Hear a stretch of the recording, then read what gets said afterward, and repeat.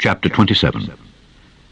And when it was determined that we should sail into Italy, they delivered Paul and certain other prisoners unto one named Julius, a centurion of Augustus's band. And entering into a ship of Adramyttium, we launched, meaning to sail by the coasts of Asia, one Aristarchus, a Macedonian of Thessalonica, being with us.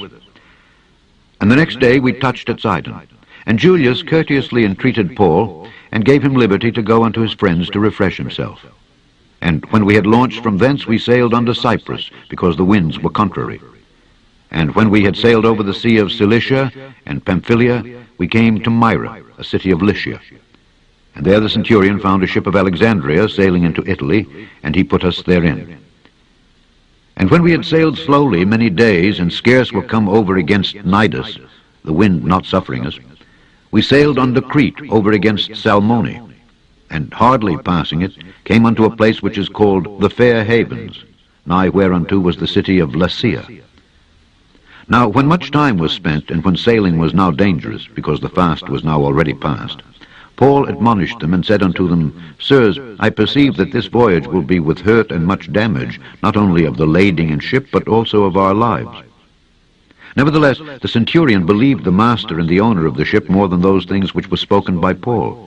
And because the haven was not commodious to winter in, the more part advised to depart thence also, if by any means they might attain to Phoenice, and there to winter, which is an haven of Crete, and lieth toward the southwest and northwest. And when the south wind blew softly, supposing that they had obtained their purpose, loosing thence, they sailed close by Crete. But not long after, there arose against it a tempestuous wind called Euroclydon. And when the ship was caught and could not bear up into the wind, we let her drive. And running under a certain island which is called Clauda, we had much work to come by the boat, which when they had taken up, they used helps undergirding the ship, and fearing lest they should fall into the quicksands, strake sail, and so were driven. And we being exceedingly tossed with a tempest, the next day they lightened the ship. And the third day we cast out with our own hands the tackling of the ship. And when neither sun nor stars in many days appeared, and no small tempest lay on us, all hope that we should be saved was then taken away. But after long abstinence, Paul stood forth in the midst of them, and said, Sirs, ye should have hearkened unto me, and not have loosed from Crete, and to have gained this harm and loss. And now I exhort you to be of good cheer, for there shall be no loss of any man's life among you, but of the ship. For there stood by me this night the angel of God, whose I am, and whom I serve, saying, Fear not, Paul, thou must be brought before Caesar. And lo, God hath given thee all them that sail with thee. Wherefore, sirs, be of good cheer, for I believe God that it shall be even as it was told me. Howbeit, we must be cast upon a certain island. But when the 14th night was come, as we were driven up and down in Adria, about midnight, the shipmen deemed that they drew near to some country, and sounded, and found it 20 fathoms. And when they had gone a little further, they sounded again, and found it 15 fathoms. Then, fearing lest we should have fallen upon rocks, they cast 4 anchors out of the stern, and wished for the day. And as the shipmen were about to flee out of the ship, when they had let down the boat into the sea, under color as though they would have cast anchors out of the foreship, Paul said to the centurion and to the soldiers, Except these abide in the ship, ye cannot be saved. Then the soldiers cut off the ropes of the boat, and let her fall off.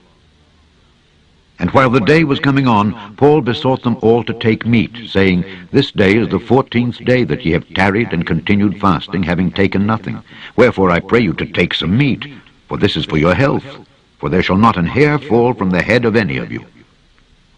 And when he had thus spoken, he took bread, and gave thanks to God in presence of them all, and when he had broken it, he began to eat.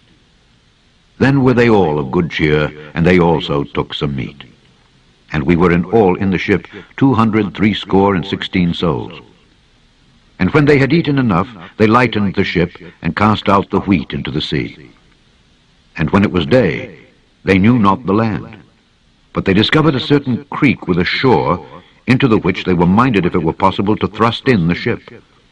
And when they had taken up the anchors, they committed themselves unto the sea, and loosed the rudder bands, and hoised up the mainsail to the wind, and made toward shore. And falling into a place where 2 seas met, they ran the ship aground, and the forepart stuck fast and remained unmovable, but the hinder part was broken with the violence of the waves. And the soldiers' counsel was to kill the prisoners, lest any of them should swim out and escape. But the centurion, willing to save Paul, kept them from their purpose, and commanded that they which could swim should cast themselves first into the sea and get to land, and the rest, some on boards and some on broken pieces of the ship. And so it came to pass that they escaped all safe to land.